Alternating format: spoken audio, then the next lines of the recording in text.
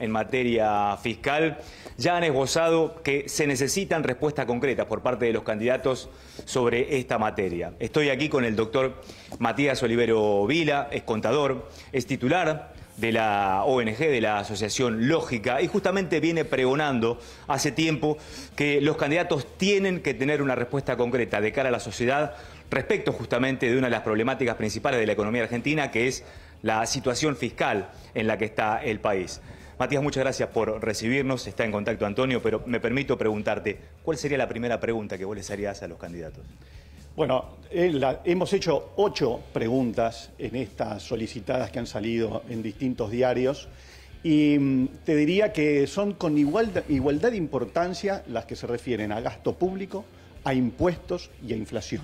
Es el trípode que nos ha llevado a esta situación de crisis profunda que tenemos, donde el gasto público se ha duplicado en los últimos 20 años y eso se financió con los impuestos más altos del mundo, con la tercera inflación más alta del mundo y con deuda con el riesgo país, que es el 10º más alto del mundo. Argentina y Venezuela son los 2 únicos países que aparecen top 10 en esos 3 rankings. Con lo cual, respondiendo a tu pregunta, las 3 son igualmente importantes.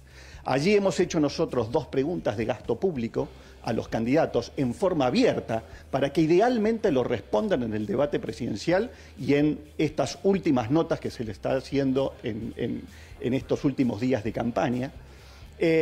Digamos, ¿qué van a hacer con el gasto público? Segundo, ¿qué van a hacer con los impuestos?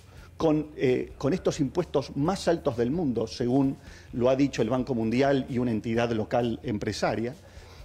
¿A cuánto lo van a llevar esta carga fiscal formal, que hoy es del 50,7, según distintos estudios realizados por entidades locales?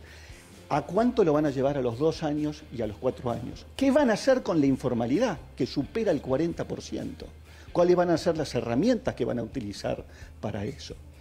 Y luego en la inflación, ¿a cuánto la piensan llevar a los 2 años y 4 años de su mandato? ¿Cuándo la van a eliminar? Esas son las preguntas que hacemos.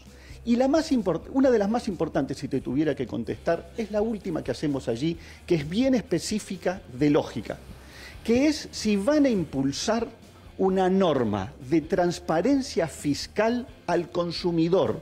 ¿Qué es esto? Es algo que ya se implementó en Brasil, donde todos los impuestos que aparecen aplicados a la producción aparecen en el ticket de consumo de todos los brasileños.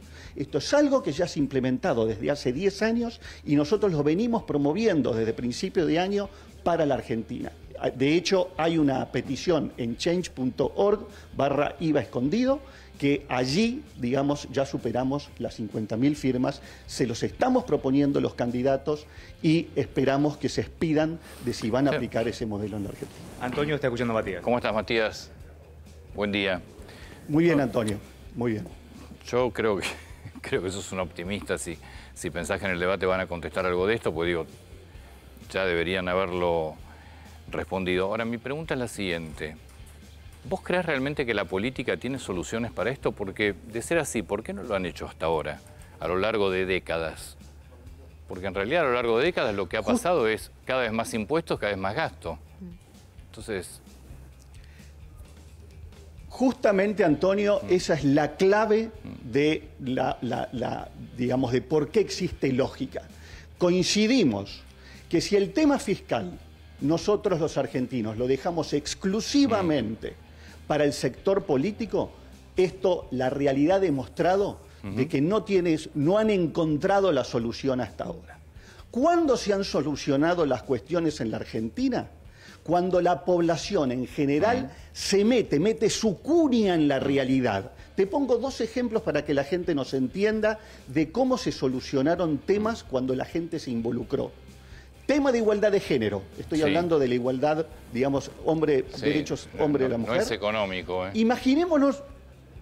no, por supuesto. No es económico. El tema de Sí, pero cuando te metes en el tema gasto público, todo lo que no sea económico, seguramente van a avanzar. Ahora, cuando vos tenés que bajar gasto, es decir, dejar de gastar y mucho menos dejar de empezar a bajar impuestos, no sé, yo ahí... No. Antonio, Sí. a ver, Brasil es un caso que es parecido a la Argentina en cuanto a lo que es la carga fiscal, lo que es el gasto público. Sí. Y hace 10 años dijeron cómo ponerle fin a esta locura fiscal en Brasil. Y allí fue que inventaron este sistema, crearon este sistema, que no se aplica en otros lugares. En otros lugares se expone el IVA solamente. Nosotros ni siquiera eso, está prohibido por artículo 39 de la ley de IVA, Sí. está prohibido exponer el no IVA. está. ¿Qué hicieron en Brasil? Dijeron, vamos a exponer todos los impuestos, los vamos a exponer en el ticket, pero no solamente el equivalente al IVA que ellos tienen. ¿Pero y qué te todos cambia? los impuestos que son hasta 8. ¿Pero y qué te hasta cambia? 8. ¿Vos realmente ¿Ok? pensás que a los gobiernos que han pasado ya le puede cambiar algo? Digo, a la política, ¿pensás que le puede cambiar algo? Que en un ticket vos veas que el 50% son impuestos. Ya sabemos, combustible el 50% son impuestos, en los autos los mismos. En general debe ser el mejor. promedio 30 y pico por ciento. No O sé 40. si todos lo tienen tan presente. Pero Eso lo sabe un círculo muy reducido, Antonio. ¿Y qué te Eso lo sabe cambia? un círculo muy reducido. No lo saben los 46. Bueno, nosotros hablando con la gente que impulsó esto en Brasil, nos dicen, les preguntamos, bueno, ¿cuáles fueron los beneficios de que aparezcan los impuestos en los tickets? Primero, ahora que los 200 millones de brasileños saben los impuestos que pagan, se le pide que lo lleven a un nivel lógico. Y de hecho, bajaron impuestos en Brasil.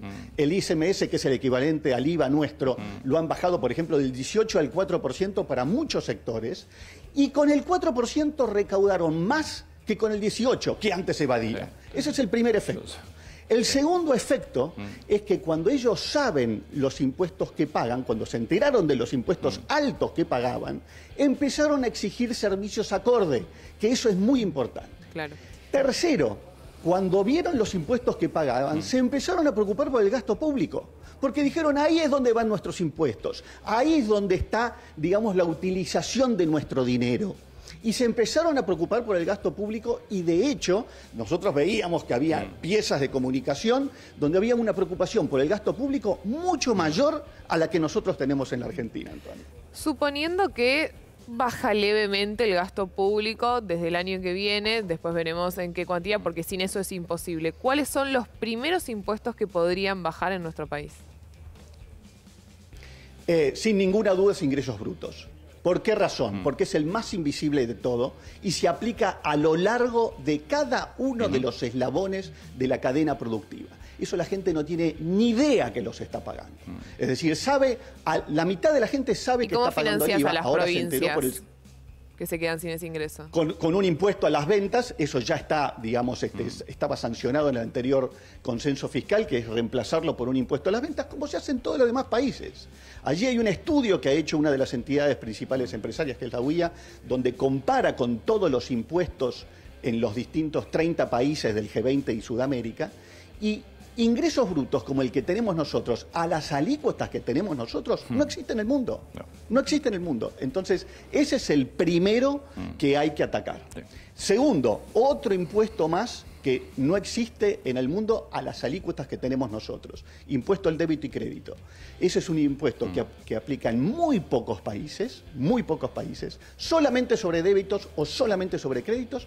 Nosotros lo tenemos sobre créditos, débitos y una alícuota también muy elevada como es el 1.2. Esos son los dos que diríamos que son de los más importantes para empezar a bajar. Matías, muchas gracias. Ojalá te escuchen y en el debate el próximo domingo alguno de los candidatos o los dos candidatos hablen sobre el tema impositivo.